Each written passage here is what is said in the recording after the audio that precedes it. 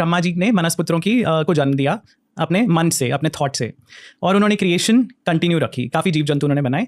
तो उन्होंने एक परफेक्ट स्त्री की रचना की जिसको शिव पुराण में संध्या कहा गया है, और किसी दूसरे पुराण में आई थिंक मत्स्य पुराण या वराह पुराण में सरस्वती उनको बताया गया, आई थिंक मत्स्य पुराण में।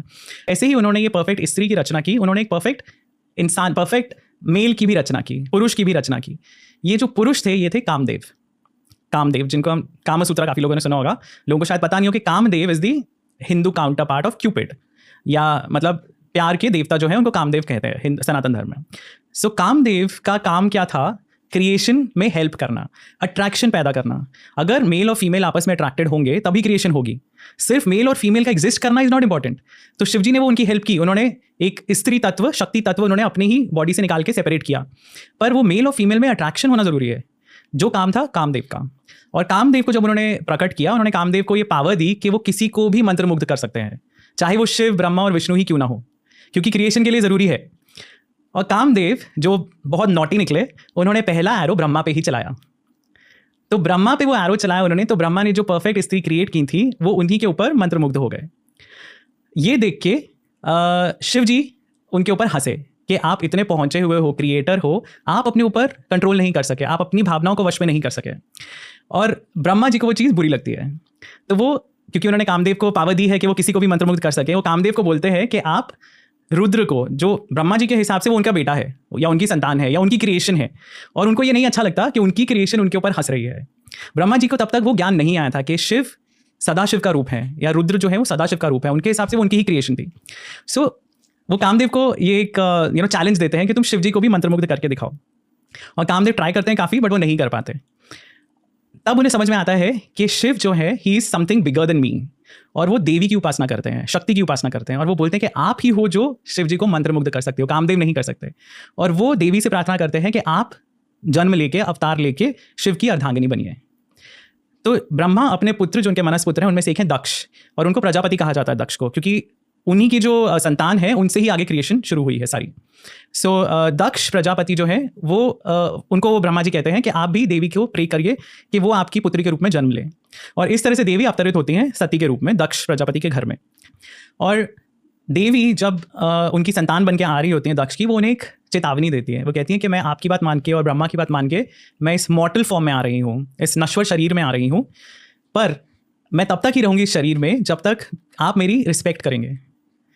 तो आप या मेरे जो फ्यूचर हस्बैंड हैं वो मेरी रिस्पेक्ट करेंगे जब तक। So she has her identity, तो शक्ति को हमारी पुराणों में ऐसा नहीं दिखाया गया कि वो सबसर्विएंट हैं या वो सेकेंडरी हैं पुरुष के कंपैरिजन में। शक्ति की अपनी शर्तें हैं। वो कहती है मैं तभी आऊँगी इस नश्वर शरीर में, इस मॉर्टल रियल्म में, अगर मेरी रिस्पेक्ट रहेगी। ना मेरे पिता ना मेरे पति मुझे कुछ कह सकते हैं। Very strong bases for the first goddess. और सती उस रूप में आती हैं।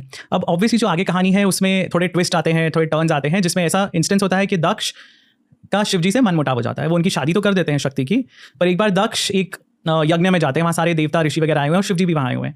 और दक्ष वहाँ जाते हैं तो सब खड़े होकर उन्हें प्रणाम करते हैं, पर शिवजी नहीं करते। अब दक्ष भी उसी भ्रम में है कि ये मेरे जमाता है, मेरे जमाई हैं, तो ये खड़े होकर मुझे इज्जत क्यों नहीं दे रहे। और दक्ष को वो ठेस लगती है। वो ये नहीं समझते कि शिव सुप्रीम गॉड है, पर उनकी ईगो हर्ट हो जाती है दक्ष की। और इससे बदला लेने के लिए, इस ईगो अपनी वो फुलफिल करने के लिए वो एक यज्ञ रखते हैं बहुत बड़ा, और उसमें सबको बुलाते हैं पर शिव जी को नहीं बुलाते हैं। तो शिव और सती ही हैं जो उस यज्ञ में नहीं गए हैं। बाकी सारी क्रिएशन, सब देवता ऋषि मुनि वहाँ पे जा रहे हैं उस यज्ञ में। और सती को पता चलता है कि ऐसा हो रहा है, तो सती शिव जी से पूछती हैं कि ये क्या हो रहा है, आपको पता है कि क्या हुआ है, मेरे पिता ने यज्ञ रखा है और हमें नहीं बुलाया। तो शिव जी उन्हें समझाने की कोशिश करते हैं कि ही नोज कि क्या हुआ है, वो अंतर्यामी है, उन्हें पता है कि दक्ष के मन में क्या विचार चल रहे हैं। तो वो सती को समझाते हैं कि मत जाओ, अगर नहीं बुलाया है तो मत जाओ।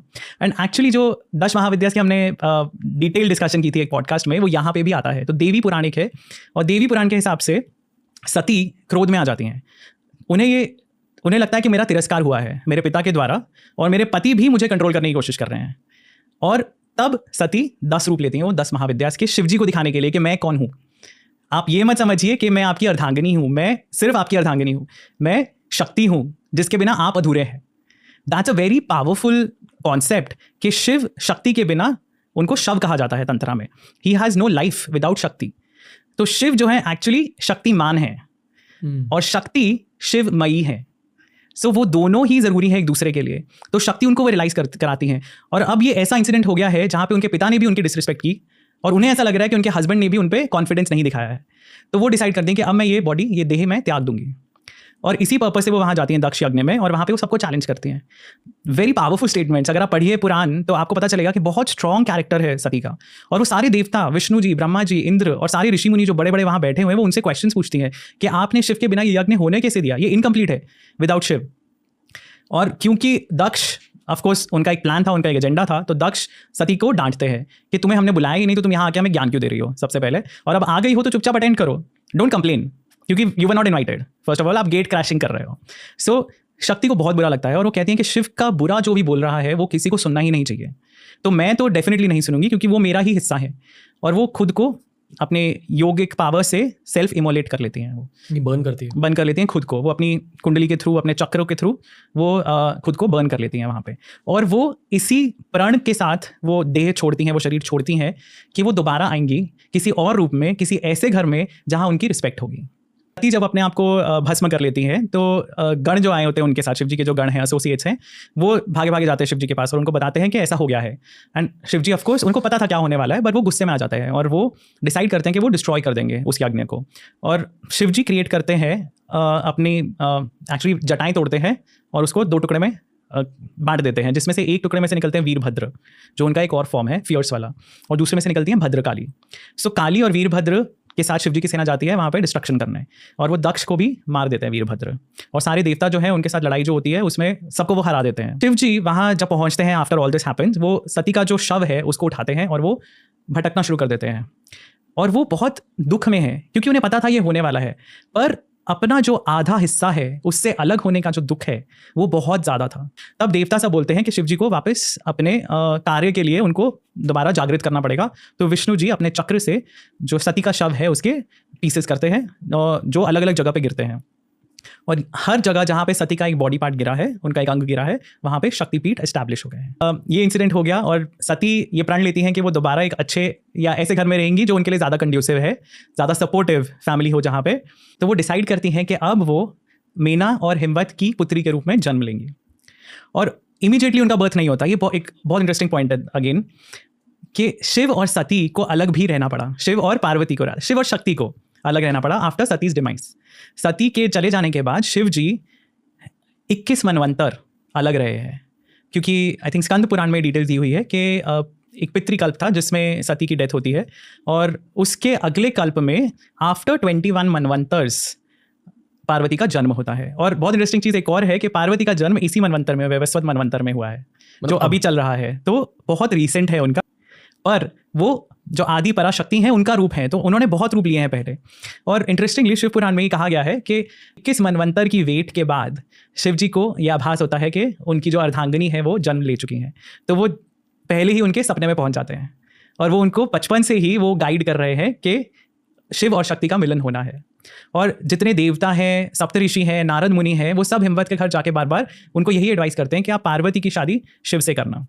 तो बचपन से पार्वती को वो कहा जा रहा है, बताया जा रहा है। अब पार्वती ऑफ कोर्स इन्फ्लुएंस हो जाती है इन सब चीज़ों से। वो शिवजी के बारे में इतना सुनती हैं कि उन्हें लगता है कि यही उनके वर होने चाहिए। तो वो हिमालय में ही रहती हैं, तो वो शिवजी जहाँ पे तपस्या करते हैं वहाँ जाती हैं, उनकी सेवा करती हैं without any grid, without any want कि मुझे इनसे कुछ चाहिए। वो सिर्फ शिवजी को अडोर करती हैं। वो उनको देखने के लिए, उनके पास रहने के लिए, उनकी हेल्प करने के लिए वो जाती हैं कि जब वो तपस्या कर रहे हैं तो मैं उनके लिए थोड़ा फ्रूट इकट्ठे करके रख देती हूँ, शायद उन्हें भूख लगे, या उनको अगर गर्मी हो रही है थोड़ा पंखा कर देती हूँ ताकि उन्हें कंफर्टेबल रहे। शिव जी को पता है क्या चल रहा है उनके अराउंड, पर उनमें एक हेजिटेशन भी है। बहुत ही सुंदर रूप से ये लव स्टोरी बताई गई है शिव पुराण में, जो हम अपनी लाइफ में ऑब्जर्व करते हैं चीज़ें या एक्सपीरियंस करते हैं। देवता जो है उनको राक्षस परेशान कर रहे हैं, असुर परेशान कर रहे हैं, और उनमें से एक असुर है तारकासुर। सो तारकासुर ने ऐसा वरदान लिया है कि सिर्फ शिव जी का पुत्र ही उसको मार सकता है। सबको पता है, सारी दुनिया को पता है कि शिव और सती आर नो मोर टुगेदर, क्योंकि सती नहीं रही हैं। तो शिवजी का पुत्र कैसे होगा? शिवजी का पुत्र होने के लिए उनको दोबारा विवाह करना पड़ेगा, शक्ति को दोबारा आना पड़ेगा। तारकासुर को नहीं पता कि पार्वती का जन्म हो चुका है। तो Tarakasur is a full tyrant, वो सब पे अत्याचार कर रहा है और वो फायदा उठा रहा है इस चीज़ का। उसके पास वरदान है कि शिवजी का पुत्र ही उसे मार सकता है। That is one of the reasons कि पार्वती इज बॉर्न, क्योंकि देवता मिलके देवी की उपासना करते हैं, शक्ति की उपासना करते हैं, और वो कहते हैं कि तारकासुर को वरदान है, तो जब तक आप आओगे नहीं, आप शिवजी को मनाओगे नहीं, आप उनसे शादी नहीं करोगे, आपका पुत्र नहीं होगा, तब तक हमें सफ़र करना पड़ेगा। सो ये एक पूरा बैकग्राउंड चल रहा है उसमें। तो देवता कामदेव को भेजते हैं वहाँ पे पार्वती की हेल्प करने के लिए, कि कामदेव को, क्योंकि वरदान है, वो किसी को भी मंत्र मुक्त कर सकते हैं, इवन तो वो पहले नहीं कर पाए थे शिव जी को, पर दोबारा भेजा जाता है उनको कि दोबारा ट्राई करो। और कामदेव उसमें बहुत बुरी तरह फेल हो जाते हैं, क्योंकि शिव जी की जैसे ही आंखें खुलती हैं, उन्हें दिखता है कि ये मेरे को डिस्ट्रैक्ट करने की कोशिश कर रहा है। वो अपनी तीसरी आंख से एनर्जी छोड़ते हैं, ऊर्जा छोड़ते हैं, और वो कामदेव भस्म हो जाते हैं वहाँ पे।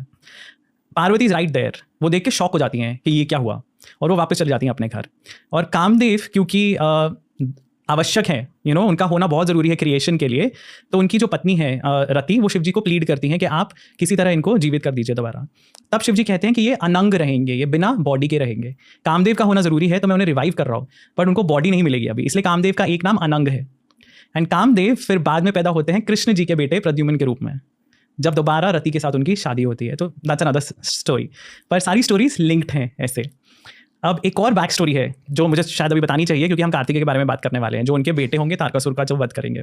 सो मेना, जो इनके बारे में हमने बात की, जो हिमवत की पत्नी है, वो एक बार अपनी बहनों के साथ, उनकी 2 बहनें हैं जिनके साथ वो जाती हैं श्वेत द्वीप पे। श्वेत द्वीप वो लोक है जहाँ पे विष्णु जी रहते हैं, क्षीर सागर में।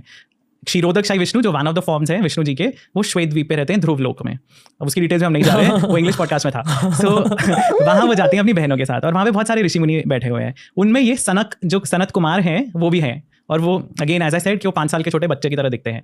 तो ये जो बहनें हैं ये उनको इग्नोर करती हैं, इनको लगता है पता नहीं कौन है, छोटे बच्चे हैं कोई, वो उनको बुरा लगता है। तो सनत कुमार इन तीनों बहनों को श्राप देते हैं कि तुम्हें धरती पे या मॉर्टल फॉर्म में जन्म लेना पड़ेगा, और तुम्हें मॉर्टल लाइफ जीनी पड़ेगी। मेना इसीलिए हिमवत की पत्नी बनती हैं। पर जब ये तीनों बहनें मतलब प्रोटेस्ट तो नहीं, वो रिक्वेस्ट करती हैं कि हमें नहीं पता था, इग्नोरेंस है हमारी, तो हमारा कोई पर्पज़ नहीं था आपको इंसल्ट करने का, जानबूझ के हमने नहीं किया है, तो प्लीज़ हमें माफ़ कर दीजिए। तो सनत कुमार बोलते हैं कि ठीक है, आपको ये वरदान मैं देता हूँ, आपको जन्म तो लेना पड़ेगा, पर आप तीनों शक्ति की माताएं बनेंगी। तो पार्वती मेना की पुत्री बनती हैं। उनकी एक और बहन है, आई थिंक धन्या, अगर मुझे नाम याद हो तो, वो बनती हैं सीता की माता, जनक की वाइफ। और जो उनकी तीसरी बहन है, आई थिंक कलावती, वो बनती हैं राधा जी की माँ, वृषभान की पत्नी। तो ये एक बैक स्टोरी और है। पर इंटरेस्टिंग इसमें एस्पेक्ट क्या है, जो सनत कुमार जिन्होंने श्राप दिया था, वो एक बार उनको एक प्रिमोनिशन होता है, इंट्यूशन होता है, और उस इंट्यूशन में वो देखते हैं कि बहुत बड़ा देव असुर संग्राम हो रहा है, और उन्हें पता है कि वो संग्राम में देवता हारेंगे। तो वो एक प्रण लेते हैं कि मैं जाके देवताओं की हेल्प करूंगा बुराई को हराने के लिए। और वही सनत कुमार पैदा होते हैं मेना की बेटी पार्वती के बेटे कार्तिकेय के रूप में।